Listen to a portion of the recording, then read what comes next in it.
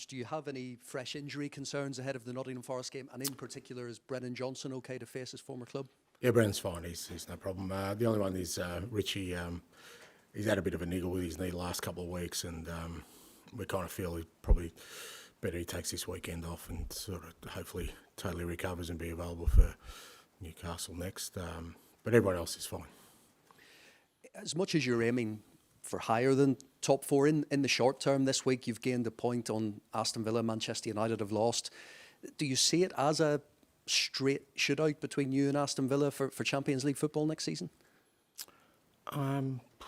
Look, the latter positions and points tally would suggest that, but as I've said many times, it's not something that's at the forefront of my mind. What's more important to me is how we're playing and to finish the season strong, and wherever that takes us, that takes us. So I'm not looking at other clubs' results on the weekend to see whether we can get into the fourth position or whatever position it is on the ladder. I just don't think that's where we are as a team.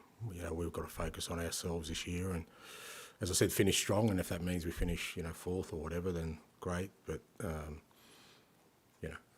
we're getting to the tail end of the season now. I think we've got 8 games to go. I think Villa's got 7. So, but you can see on the weekend and during the midweek, every game's there's some. Everyone's fighting for something. It's a good time of the year to be involved. Away from Tottenham, it is the Old Firm this weekend. I just wondered, will you be watching? How would you sum up that rivalry? Yeah, I think it's early on Sunday, so I'll definitely be watching. And it's one of the biggest rivalries in world football, mate. And I'm very much on the green and white side. And hoping the lads. I know what it means to the supporters to win that game. It's as much as we talk about derbies and they mean more, this one does. I lived and breathed it for a couple of years, and it's a really important game, for both clubs. And looking how tight the table is this year, I think takes on extra significance because that most of the time that's what's going to separate the two sides, maybe at the end of the year. So it'll be a cracking game, and I'll be tuning in. Hi, Ange. You said on Tuesday after the West Ham game that your attack lacked a bit of clarity of thought. We have seen, though, a really nice understanding develop between Brennan Johnson, who's been fantastic last couple of weeks, and also Timo Werner. So I just wondered, how do you view that attack when you have those two playing with Heung-min Son up front? Yeah, no, that part of it I think has been developing well, and part of our process is you try and provide information, feedback to the players, but it's up to them to take that on board and put it into action. I think it helps when they get rewards for it, and certainly Brennan, as you said, and Timo both sort of scored or assisted the last couple of weeks, probably longer than that last 4 or 5 weeks, which is great. But that's not our only avenue to attack, and I thought the other night we had some better options out there. We just rushed a little bit. That was kind of looking at our analysis. We got into some great areas, and probably, some of our decision making wasn't great. And probably like I said, we had more time than we thought. But again, you provide that feedback back to the players, and hopefully, we can begin to sort of develop in that area as well. West Ham's equaliser, of course, came from a set piece. I just wondered how much of a concern, or is that something that you're looking at in training, working on specifically in training, trying to reduce the number of goals that you're conceding from set pieces? Yeah, look, I don't think we've been. I think we've been pretty good at set pieces. I mean, you always get every goal you concede is down to something. It was a decent delivery the other night, and they got some big guys. The rest of the set piece, I thought we handled really well. I thought we gave away too many corners. I think that was an issue for us when you do against a team like West Ham, who are such a big side physically, and they got such great delivery with Bowen and Ward-Prowse. You're asking for trouble. So I thought again that was part of the game. We thought we could have handled a bit better, not to give away so many. But I think, I think those kind of things, people just kind of look at snapshot. I mean, our winning goal against Luton came from a defensive corner, our setup. So, I think with all these things, I tend to take a longer term view on them. And for the most part, I think we've been pretty decent. And finally, from me, obviously you face Nottingham Forest on Sunday. They're fighting for their lives at the bottom of the table. They got a big win over Fulham in midweek. So what kind of a challenge are you expecting from them on Sunday? Yeah, massive. As you said, they're fighting for every point, every goal, and I mean, I think you would have noticed that across every game that everyone is fighting for something, whether that's up the top, up the bottom, in the middle.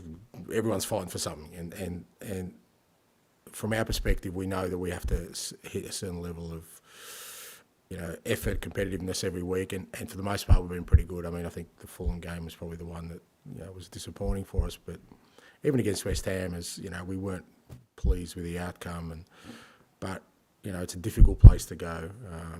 They're a very well organised side, and it wasn't through lack of effort that we didn't get what we needed, and it's going to be the same on the weekend. For Forest, like I said, everything for them is crucial at the moment, so they're not going to come here and just give us anything. We're going to have to earn everything, and be up to us to do it.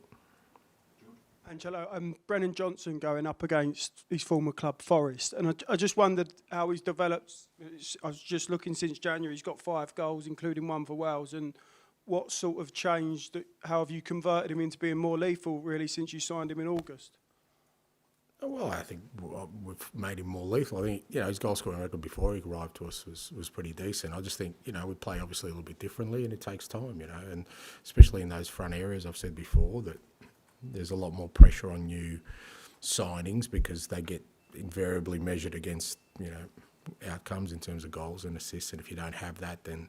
But his general play was always, still very good for us, but what I think now he's found a bit of confidence and a bit of consistency in both an understanding of the way we play, and like I said, he's getting the rewards, which is great, but he's still a young guy, and we bought him with very much an eye that whatever he does this year, we know there's a lot more in him, and when you see improvement, that kind of encourages us even more, because it means that if we invest the time in him, he's going to become a super player for us. That's Charlie, please.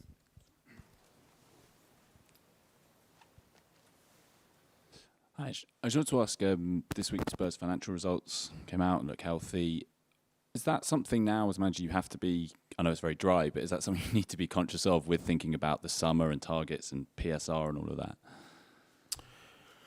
Yeah, I mean, the detail of it is not of, it's not my area, again, of concern or expertise. It's more, like I said, the overall picture of, where we are as a football club and what it means for us in terms of, further building on what we've started. And, that is important, because if we were restricted, we've only had 2 windows so far to kind of try and build a side we hope will be successful.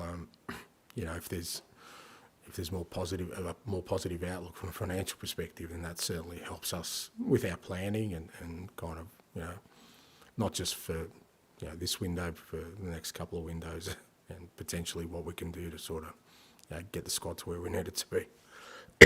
Was that something you were conscious of when taking this job? Is that a question you ask now as a manager? Well, how are they set, financially, investment-wise, and all of that? Well, to a certain extent, but you at the same time, that ultimately, until you're in the role and you understand exactly, the workings of the football club and what's going to be required, I think you always go into these things with your eyes wide open, in that, you don't expect sort of real clarity about anything until you're actually in the role. So you can ask the questions, but it's like, they can ask me questions about how the team's going to play, but until I actually put it into practice, they're just words. So from my perspective, I think I've had a pretty sort of clear line of communication as to where we're at as a football club, and what I've sort of taken on hasn't surprised me in any way. We're in a good position, and hopefully we can build on that. One thing as well, some fans want to see against low blocks, players taking more shots from range. And I'm just wondering, I know you're just wondering if that's how I coach, or no. Do a poll amongst supporters and say, what do you reckon we need this week? No. This is a very niche question, but I just mean like, in a game model like yours, is that just like a side point? You know, is that something you would ever talk about against a certain team? There will be spaces. Can we have more? Can we have more shots from distance rather than that kind of more intricate way of playing?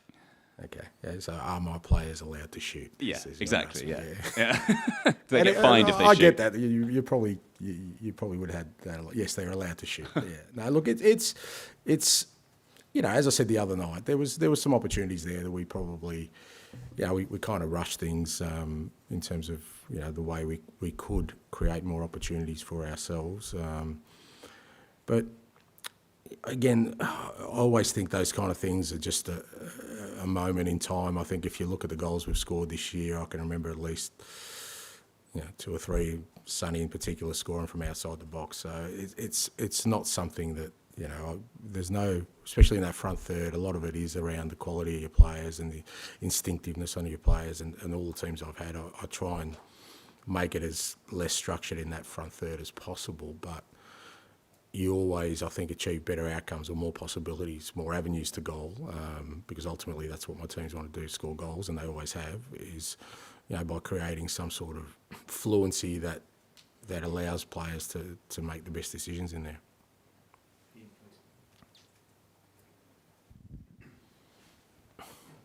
Hi, Ange, how are you? I'm good, mate. Just going back a little bit to the financial stuff you were talking about just now, and budgets and looking forward to maybe bringing players in the summer.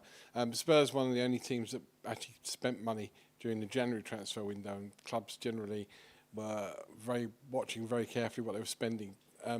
Thoughts the Premier League going to have new financial rules and maybe not take points off teams that go over it, but maybe a financial penalty. Is that the way forward regarding clubs maybe spending more money and adding more quality to their squads? I reckon you're as kind of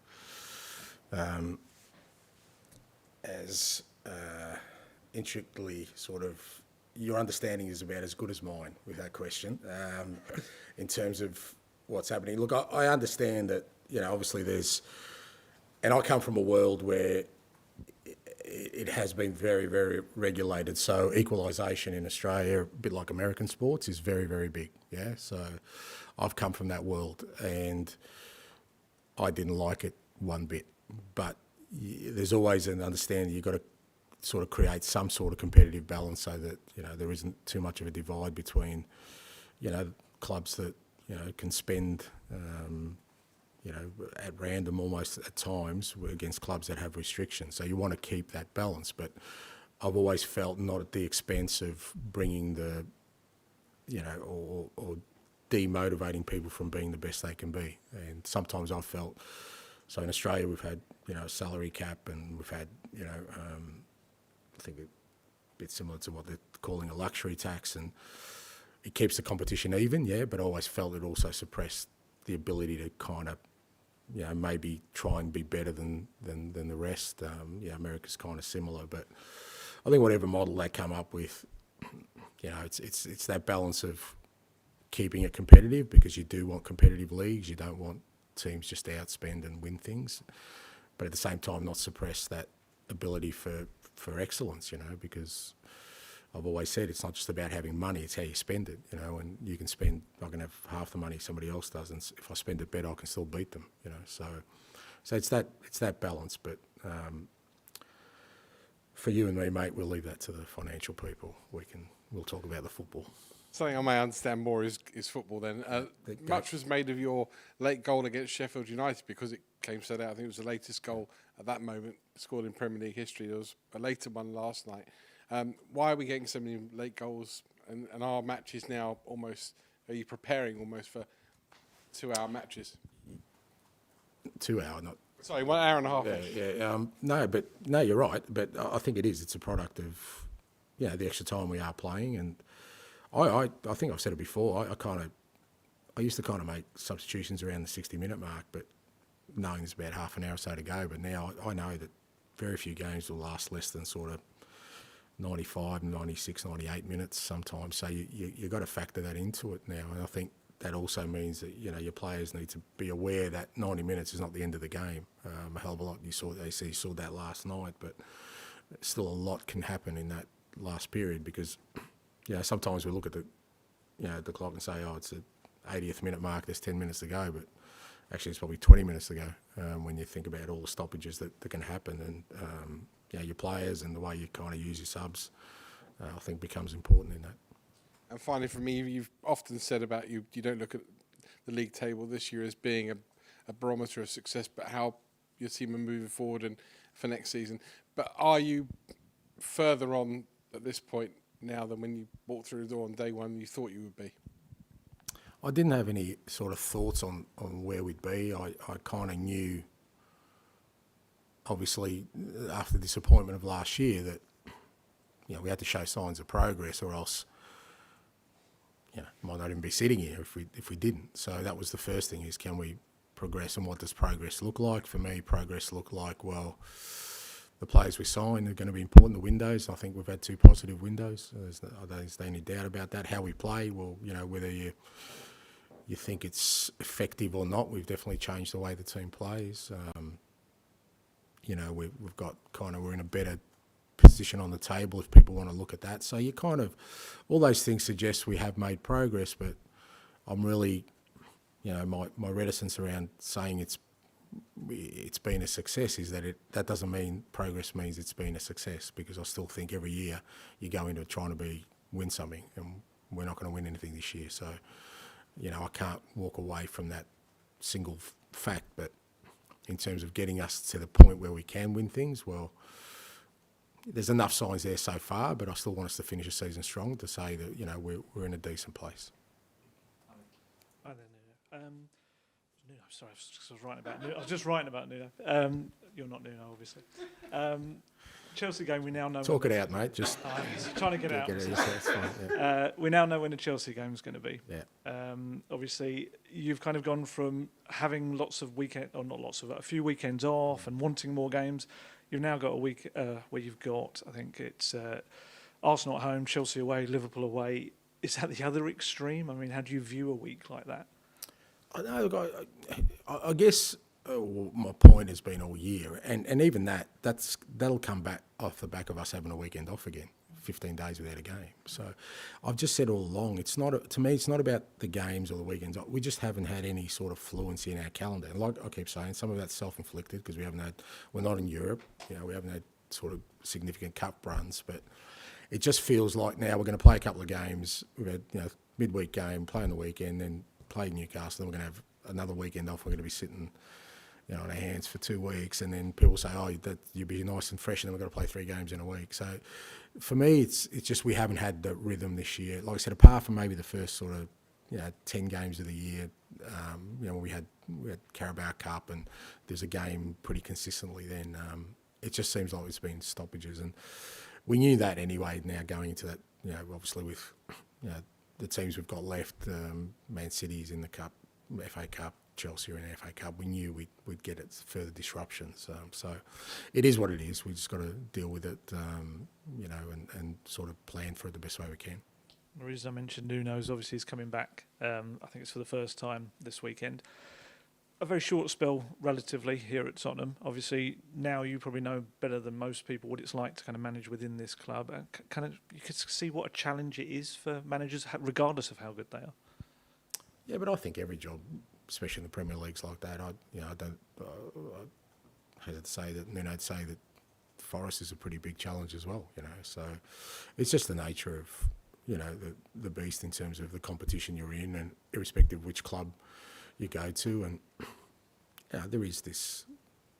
there's a far more shorter term outlook on everything these days, and that includes football. And as a manager, whichever job you get these days, you kind of know you're not going to have the luxury of too much sort of leeway to not get things right. And some clubs move quicker than others, I guess, but for all of us, it's just the world we live in now, where that's the scrutiny you're under. That's there's a lot of sort of extreme reactions to things that invariably make people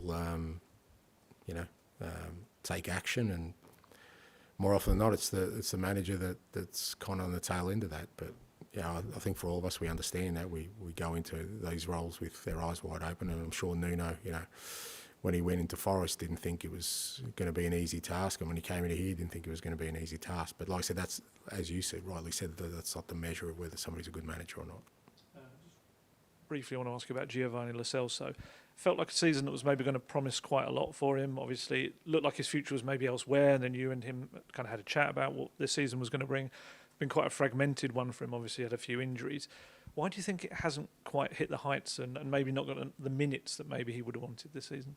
Well, it's just all those things you said. It's just, but it's not just him. There's been a few in that boat where they just haven't had a real good run at it in terms of, there has been injury disruptions. Other times when he's been fit, other players have sort of been playing in his position. But I still think, he's been good for us this year. Through that middle patch when we had a lot of injuries, he kind of really stood up for us, and then he got his own injury, of course, and he made a real impact against Luton on the weekend, and really helped us sort of get over the line. So he's a fantastic player, but with all these things, you got to keep a perspective of we're at a big club, we're going to have a big squad, and if it's not Gio, it'll be somebody else who will play that role next year.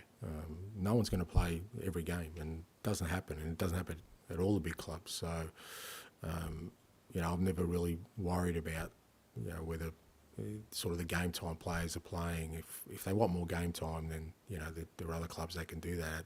I'm looking at contribution, and with somebody like Gio, like I said, he has contributed to us this year, and that's been the most important thing for me.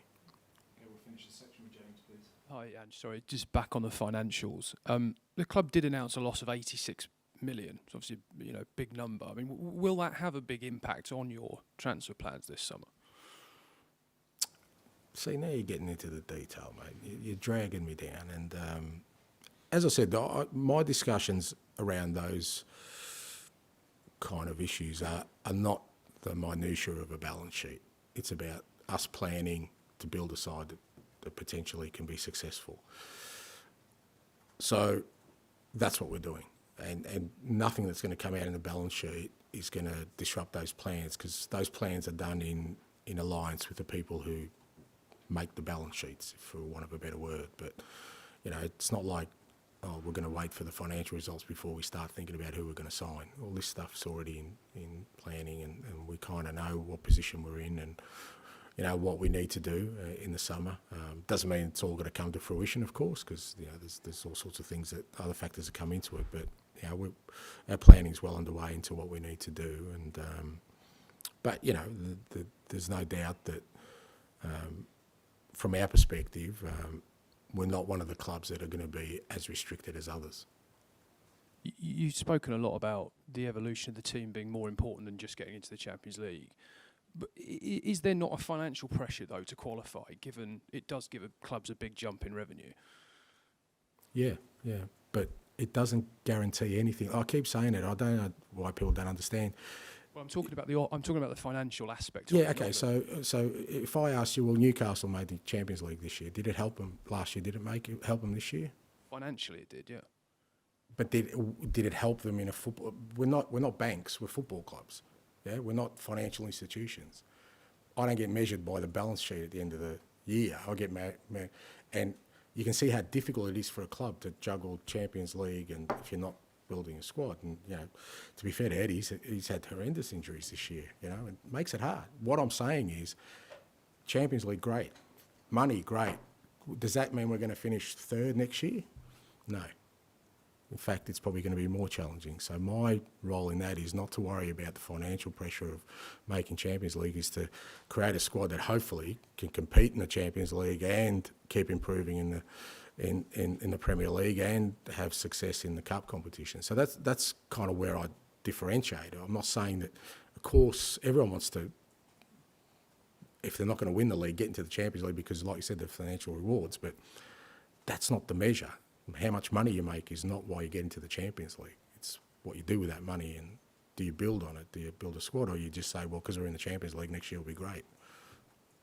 It's the money that the point I'm making is the money that comes with it that gives you the chance to build and pursue perhaps a more aggressive plan or do it more quickly because of that money's there to then go and use it. I'm not saying the Champions League by itself is a success. Okay, so were we in the Champions League this year? No. No. So did we progress this year? Yeah. Yes. So again, we're saying the same thing, is you can do it with, you can do it without. It comes down to good decision making, good coaching, good players, good administration. It's when you fall into the trap of thinking that money is the answer that you don't get the outcome. So, you know, I could have sat here this year and said, well, look, we don't have Champions League, we don't have Champions League's money, so how can I progress? I never said that. I said, we've got to make progress. We've got to be better than we were last year. So if we're not in the Champions League next year, I'm not going to turn around and say, well, we can't progress because we're not. Yeah. So I think we're both saying the same thing, but I'm just saying that I don't think it's as big a part of it as people make out. The money it's a significant part of it, but it's definitely not all of it.